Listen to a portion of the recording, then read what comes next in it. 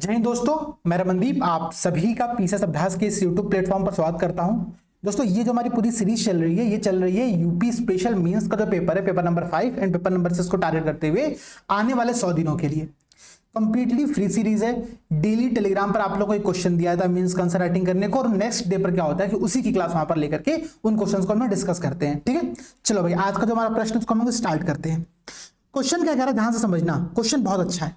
Question है, उत्तर प्रदेश के मुख्य उद्योगों और प्रमुख औद्योगिक केंद्रों का वर्णन करिए। अगर मैं अंग्रेजी में बात करूं तो describe the main industries and the major industrial centers of Uttar Pradesh, ये क्वेश्चन दिया गया। ये जो क्वेश्चन है दोस्तों, ये क्वेश्चन आयोग के द्वारा 2021 का जो पेपर नंबर 1 हुआ था, जो जीएस पेपर 1 हुआ था, उसमें ये क्वेश्चन ऑलरेडी पूछा गया था। ठीक है, अब चूंकि क्या कर दिया गया भाई कि जीएस 1 से 4 तक को केवल जीएस 1 to 4 कर दिया गया है, यूपी स्पेशल को अलग निकाल करके हमने पेपर नंबर 5 और पेपर नंबर 6 में शामिल कर दिया है। तो ये क्वेश्चन सब जो बनकर के आएंगे पेपर नंबर 6 के अंतर्गत आप लोगों के आते हैं। तो यहां पर हम उस क्वेश्चन की प्रैक्टिस कर रहे हैं। अच्छा, एक बात और बहुत क्लियर है भाई, जो हम लोग का टेलीग्राम चैनल है, उस टेलीग्राम चैनल को आप लोग ज्वाइन कर लो। यहीं पर डेली टारगेट मिलता है, डेली की इन्फॉर्मेशन दी जाती है सीरीज के बारे में। तो आप लोग यहाँ पर फॉलो करते रहो। जो भी आप लोगों की क्वेरीज होंगी, डाउट्स होंगे, वो यहाँ पर आप लोगों के दूर होते रहेंगे। ठीक है, चलो स्टार्ट करते हैं आज की हमारी क्वेश्चन आंसर राइटिंग को। देखो भाई, ये जो क्वेश्चन है, ये क्वेश्चन कह क्या रहा है। अगर मैं इस क्वेश्चन को स्टेप बाय स्टेप लेकर के आगे बढ़ूं कि हम लोग को इस क्वेश्चन में कैसे आगे प्रोसीड करना है, तो बातें समझिएगा। हमने पिछली क्लास में डिस्कस भी किया था आप लोगों से कि जो सबसे पहले हमारा स्टेप नंबर 1 होता है, ठीक है, वो स्टेप नंबर 1 क्या होना चाहिए। अगर आप अभी आंसर राइटिंग की प्रैक्टिस करो तो सबसे पहला जो स्टेप होगा आपका वो ये होगा कि आप इस क्वेश्चन को पढ़ते ही, ठीक है, इस क्वेश्चन को पढ़ते ही आप ये देखो कि ये सिलेबस के किस पोर्शन से लिया गया है, पाठ्यक्रम में ये पॉइंट कहां पर है, ये पता करना सबसे जरूरी है। तो जो हमारा सबसे पहला टारगेट होगा वो ये टारगेट ही होगा कि हम सिलेबस में इस टॉपिक को फाइंड आउट करें कि टॉपिक है कहां पर। चलिए क्या करते हैं भाई, स्टार्ट करते हैं इस काम को भी। ठीक है, एक बार हम लोग करते हैं सिलेबस को ओपन, और सिलेबस के अंतर्गत हम देखते हैं पेपर 6 के अंतर्गत कि ये टॉपिक कहां पर दिया गया। जो प्रश्न था हमारा, जो कि प्रमुख औद्योगिक केंद्रों और उद्योगों के संदर्भ में था, ये कहां पर दिया गया है। सिलेबस का पहला पॉइंट क्या रहा, अगर आप यहां पर देखोगे तो उत्तर प्रदेश का आर्थिक परिदृश्य, इकोनॉमिक ओवरव्यू की बात कर रहा है, जिसको कि हमने पिछली 2-3 क्लासों में डिस्कस किया, जहां पर हमने बजट देखा स्टेट का। इसके अलावा हमने यूपी ग्रोथ इंजन कैसे बन सकता है, इसको भी हमने डिस्कस करने का प्रयास किया। ठीक है, तो ये टॉपिक तो हमारे वहां पे कवर हो गए हैं, इसमें तो शामिल नहीं है। जो सेकंड टॉपिक है वो क्या कह रहा है, उत्तर प्रदेश का व्यापार, वाणिज्य और उद्योग, ट्रेड, कॉमर्स एंड इंडस्ट्रीज की यहां पर बात कर रहे हैं। अगर आप ध्यान दोगे तो जो क्वेश्चन आज हम लोग डिस्कस कर रहे हैं वो क्वेश्चन टू द पॉइंट यहीं से लिया गया है। पूछा ही क्वेश्चन वही है कि उत्तर प्रदेश के प्रमुख उद्योगों की चर्चा करें। प्रमुख उद्योगों के बारे में आपको बताना है, और सिलेबस का एग्जैक्टली पॉइंट यही है कि उत्तर प्रदेश के प्रमुख उद्योग। तो अगर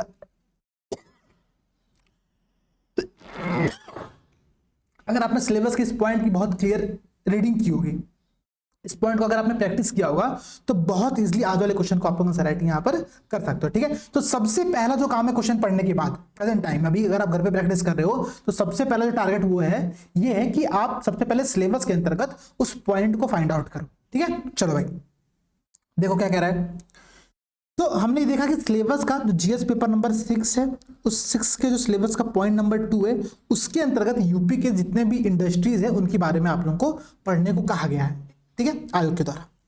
तो हम उसकी रीडिंग करेंगे पहली बात। तो दूसरा, अब स्टेप 2 क्या होता है, मैंने आपसे कहा भाई कि क्वेश्चन में जो कैलेंडर वर्ड्स है एक बार उसको फाइंड आउट करो। ठीक है, जो क्वेश्चन में जो मेन क्वेश्चन सूचक शब्द दिया गया है उसको फाइंड आउट करो कि वो है क्या। तो यहाँ पर क्या है, वर्णन कीजिए, डिस्क्राइब करिए। ठीक है, ध्यान समझना, डिस्क्राइब करने को आप लोगों से यहाँ पर कहा गया है।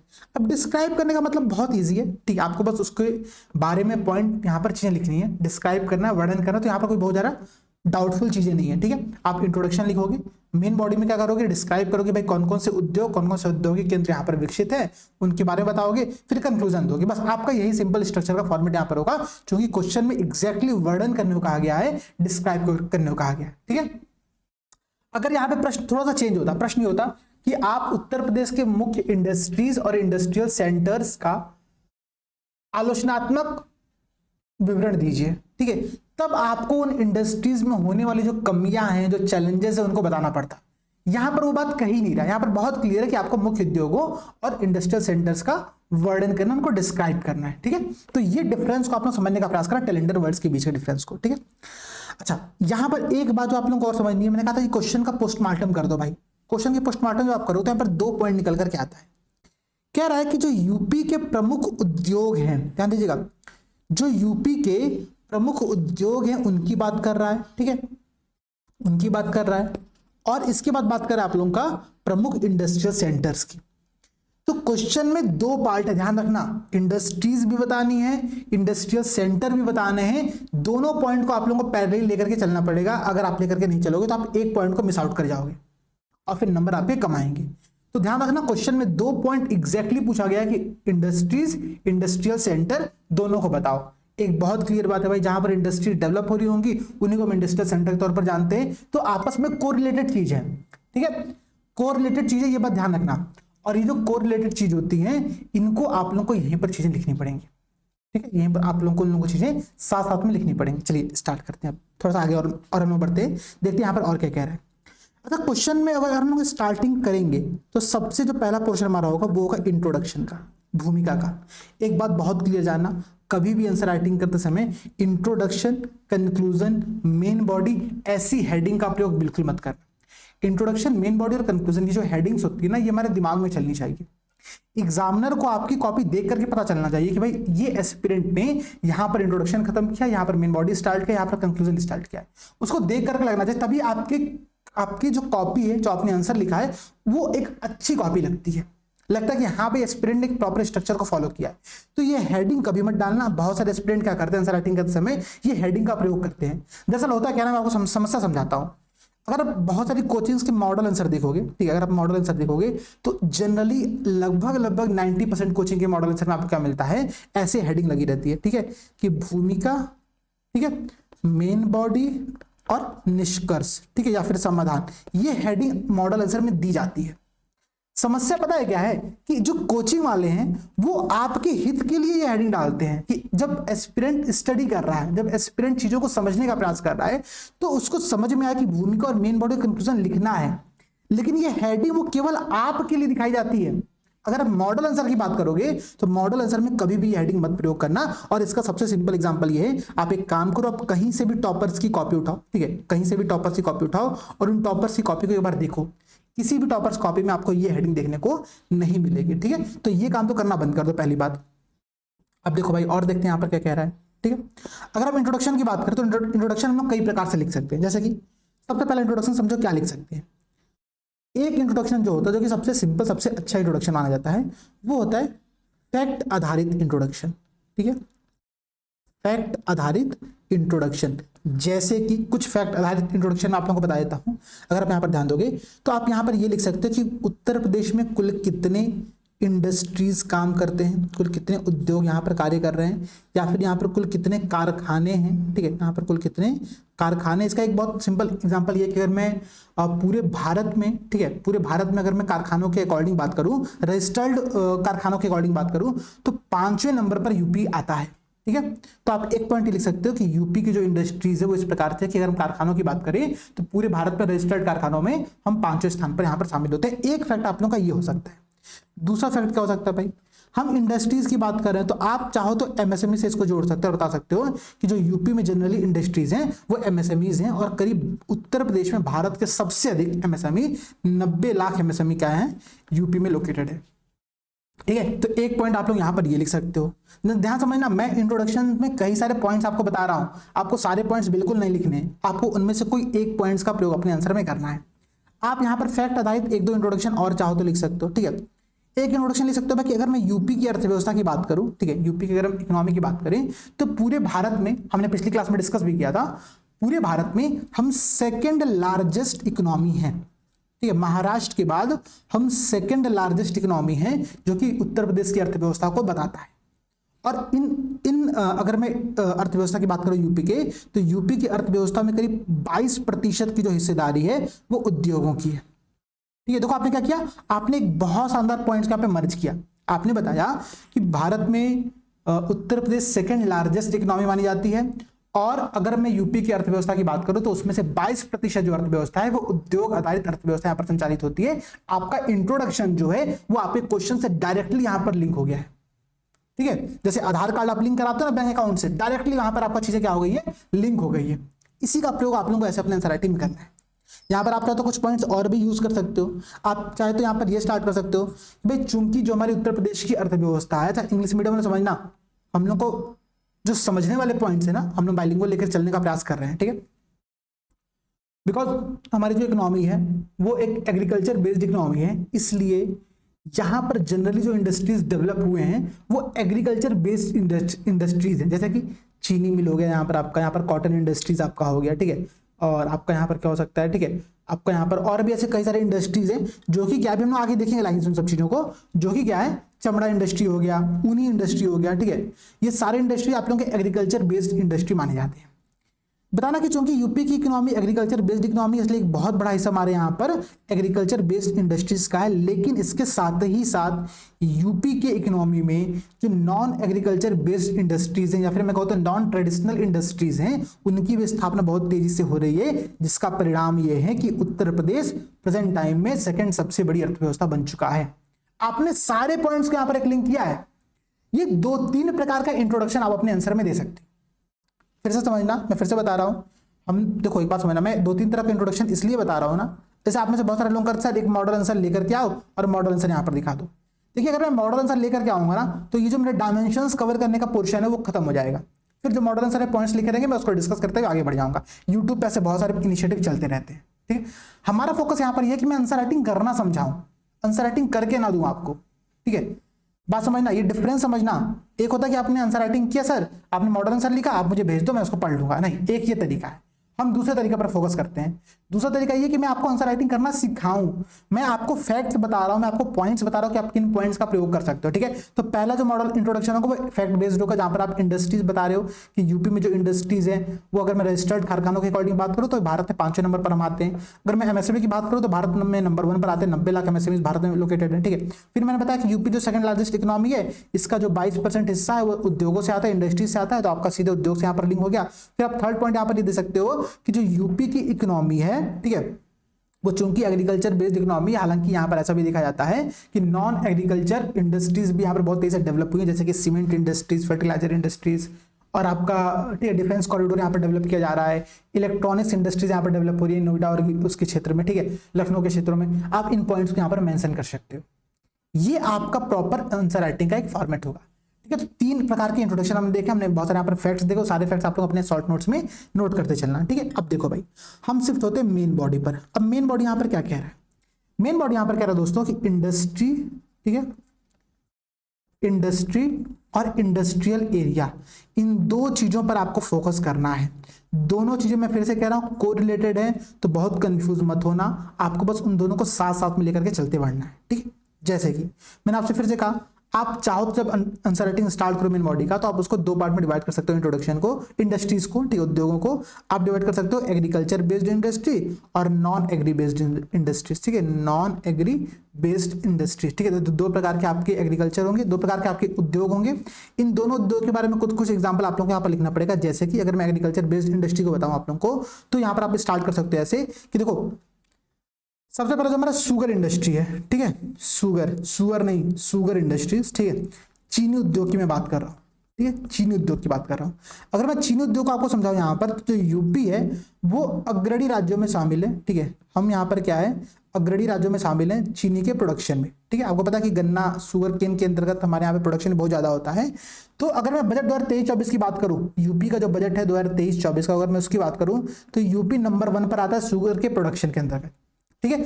पूरे भारत का लगभग 30% शुगर का जो प्रोडक्शन होता है वो यूपी से होता है। एक पॉइंट आपका ये हो गया।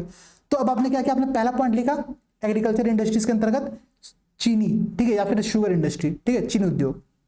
फिर आपने लिखा कि पूरे भारत में पूरे उत्तर प्रदेश में लगभग चीनी के करीब 120 मिलें हैं, जो कि गोरखपुर, देवरिया, सहारनपुर इन क्षेत्रों में लोकेटेड है, ठीक है। आपने एक पॉइंट यहाँ पर लिखा। फिर आपने लिखा कि उत्तर प्रदेश बजट 2023-24 के अनुसार उत्तर प्रदेश पूरे भारत के चीनी का करीब 30% का उत्पादन करते हुए नंबर 1 स्थान पर विद्यमान है।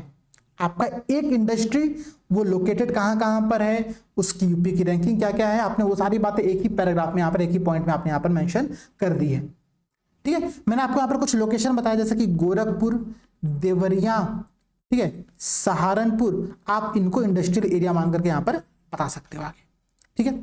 फिर आप देखो, आप यहाँ पर आगे बढ़ो, आप यहाँ पर कॉटन इंडस्ट्री पर आ सकते हो, आप यहाँ पर सूती उद्योग पर आ सकते हो। आपको पता है कि यूपी का जो मैनचेस्टर इसको हम लोग कहते हैं, वो हम लोग कहते हैं कानपुर को, ठीक है, कानपुर को हम लोग कहते हैं यूपी का मैनचेस्टर। तो आप यहाँ पर ये पॉइंट लिख सकते हो कि जो उत्तर प्रदेश में लगभग 75 सूती वस्त्र मिले हैं, ठीक है। हथकरघा उद्योग हम लोग कहते हैं हिंदी में, ठीक है, हथकरघा उद्योग भी कहते हैं, कॉटन इंडस्ट्री या फिर हथकरघा उद्योग। ये इंडस्ट्री ऐसा इंडस्ट्री हथकरघा उद्योग जो कि उत्तर प्रदेश में सबसे अधिक जॉब क्रिएट करता है। सबसे अधिक जॉब जो क्रिएट करता है उत्तर प्रदेश में वो है सूती वस्त्र उद्योग, ठीक है। तो पहला इंडस्ट्री आपका शुगर इंडस्ट्री हो गया, सेकंड आपका सूती वस्त्र उद्योग हो गया। आपने बता दिया कि कानपुर को हम लोग उत्तर प्रदेश का मैनचेस्टर कहते हैं। पूरे उत्तर प्रदेश में 75 सूती वस्त्र मिले हैं और ये सबसे बड़ा रोजगार प्रदाता क्षेत्र माना जाता है, ठीक है। आपका एक पॉइंट यहाँ पर ये क्लियर हो गया। फिर आपने यहाँ पर एक पॉइंट लिखा भाई क्या बता दो, चूंकि कानपुर का जिक्र आया ही है तो आप यहाँ पर चमड़ा इंडस्ट्री बता दो, ठीक है, चमड़ा इंडस्ट्री। अब बता दो कि कानपुर जो है वो चमड़ा के उत्पादन के लिए सबसे नंबर 1 माना जाता है, ठीक है। एक पॉइंट आपका यहाँ पर ये हो गया। फिर आप बता दो यहाँ पर कि अगर हम नॉन एग्रीकल्चर इंडस्ट्रीज का भी कुछ एग्जांपल यहाँ पर लें, ठीक है, तो नॉन एग्रीकल्चर इंडस्ट्री में क्या हो गया, सीमेंट का उत्पादन, ठीक है। जो सीमेंट है दोस्तों आपको पता है कि सोनभद्र और मिर्जापुर, सोनभद्र में एक जगह उसका नाम क्या है, चुर्क, ठीक है, चुर्क सोनभद्र में है। चुनार करके एक जगह है आपका मिर्जापुर में, ठीक है। इन दोनों जगहों पर सीमेंट का उत्पादन उत्तर प्रदेश में किया जाता है जो कि अवसंरचनात्मक विकास के लिए एक आवश्यक तत्व है। तो इस प्रकार से उत्तर प्रदेश की आर्थिक विकास का जो मेन केंद्र है वो सीमेंट इंडस्ट्री को भी माना जा सकता है। आपका एक पॉइंट यहाँ पर ये भी हो गया। सीमेंट का प्रयोग क्यों करेंगे भाई, हम इंफ्रास्ट्रक्चर के डेवलपमेंट के लिए करेंगे, जिसका उत्पादन हम चुर्क और चुनार में कर ही रहे हैं, तो आप इसको यहाँ पर एक पॉइंट ये भी मेंशन कर सकते हो, ठीक है। पॉइंट क्लियर है। अब आप यहाँ पर बता दो इलेक्ट्रॉनिक्स इंडस्ट्रीज, ठीक है, इलेक्ट्रॉनिक्स इंडस्ट्रीज, ठीक है। इलेक्ट्रॉनिक्स उद्योग में आप बता दो यहाँ पर भाई कि जो नोएडा का क्षेत्र है, ठीक है, नोएडा के क्षेत्र में हम इलेक्ट्रॉनिक्स इंडस्ट्री पे कार्य कर रहे हैं। इसके अलावा लखनऊ का जो पूरा क्षेत्र है, नोएडा में बता सकते हो आप लोग की बहुत सारी मल्टीनेशनल कंपनियां भी यहाँ पे कार्य करती हैं। अभी रिसेंट में सैमसंग ने, ठीक है, सैमसंग ने अपना सबसे बड़ा जो भारत का प्रोडक्शन सेंटर है वो उत्तर प्रदेश के नोएडा में स्थापित किया है, जो कि अपने में एक बहुत बड़ी बात है। इसके अलावा आप यहाँ पर ये पॉइंट भी मेंशन कर सकते हो कि हाल ही में जो ग्लोबल इन्वेस्टर समिट किया गया था, जो ग्लोबल इन्वेस्टर समिट किया गया था, उस समिट के अंतर्गत हमने यहाँ पर इलेक्ट्रॉनिक्स क्षेत्र में बहुत ज्यादा यहाँ पर ध्यान दिया और लोगों को यहाँ पर हमने आकर्षित किया, ठीक है। आप एक पॉइंट यहाँ पर ये भी मेंशन कर सकते हो। इसके अलावा फिर से हम एक इंडस्ट्री देख रहे थे, कागज इंडस्ट्री, ठीक है। तो कागज इंडस्ट्री आप लोगों को पता है कि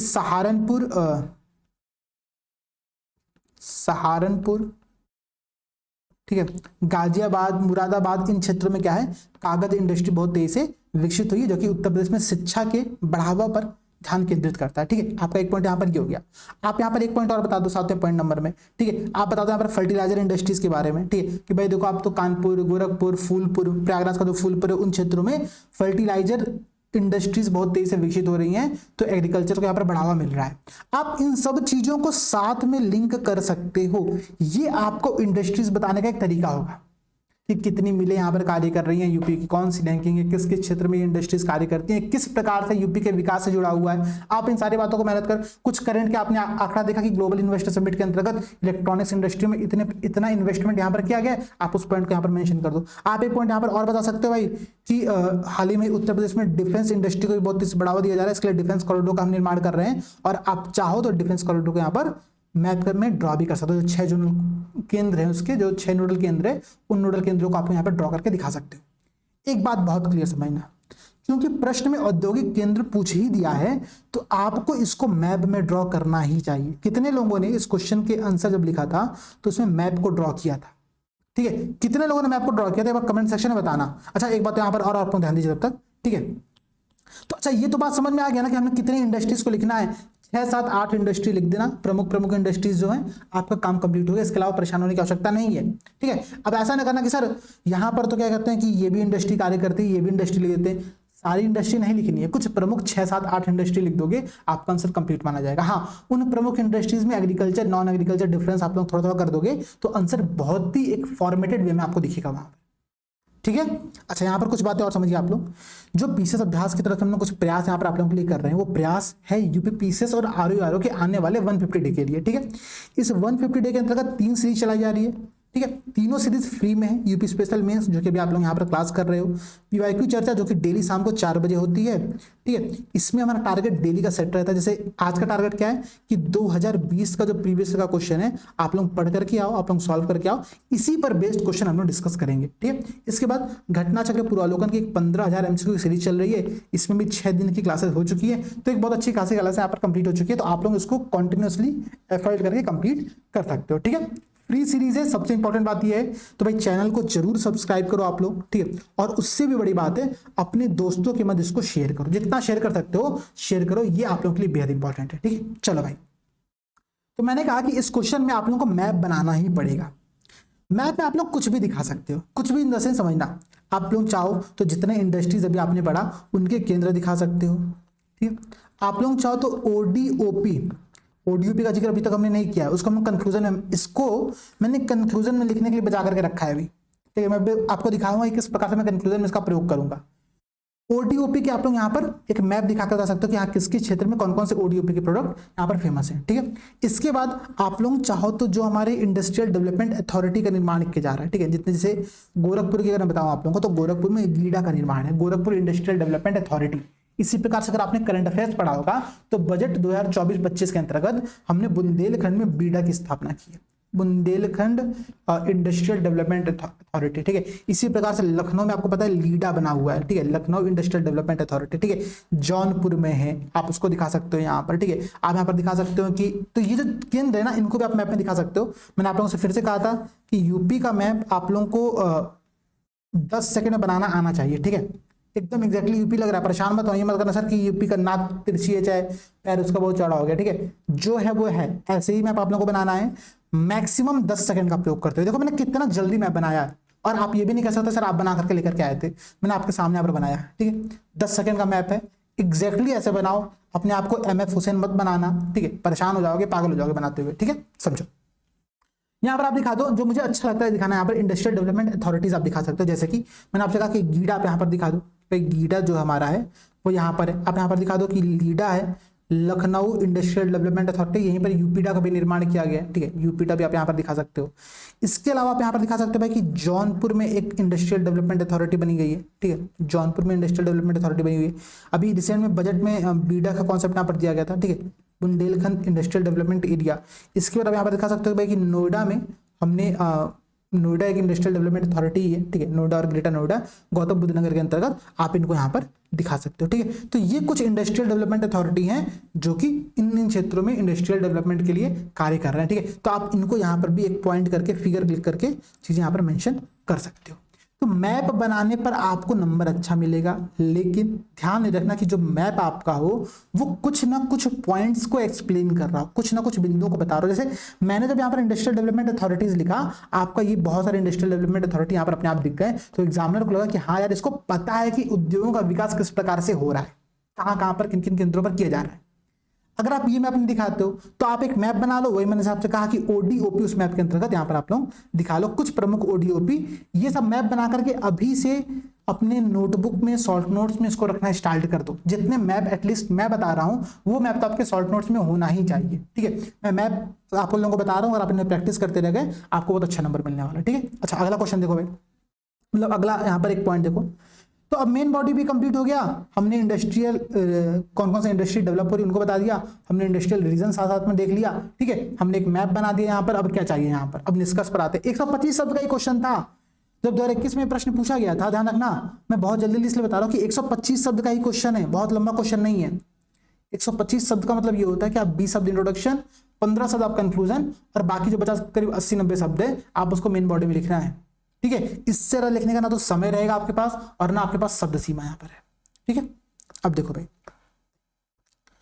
अब यहाँ पर हम आगे बढ़े तो निष्कर्ष देखते हैं क्या है। निष्कर्ष की हेडिंग डालना मत कभी भी, मैं आप लोगों को समझाने के लिए यहाँ पर लिख रहा हूँ बस, ठीक है। हम ये लिख सकते हैं कि जो यूपी है, ठीक है, यूपी में ये जो इंडस्ट्रीज है इनके कारण हम बिगेस्ट जॉब क्रिएटर बन रहे हैं धीरे धीरे, ठीक है।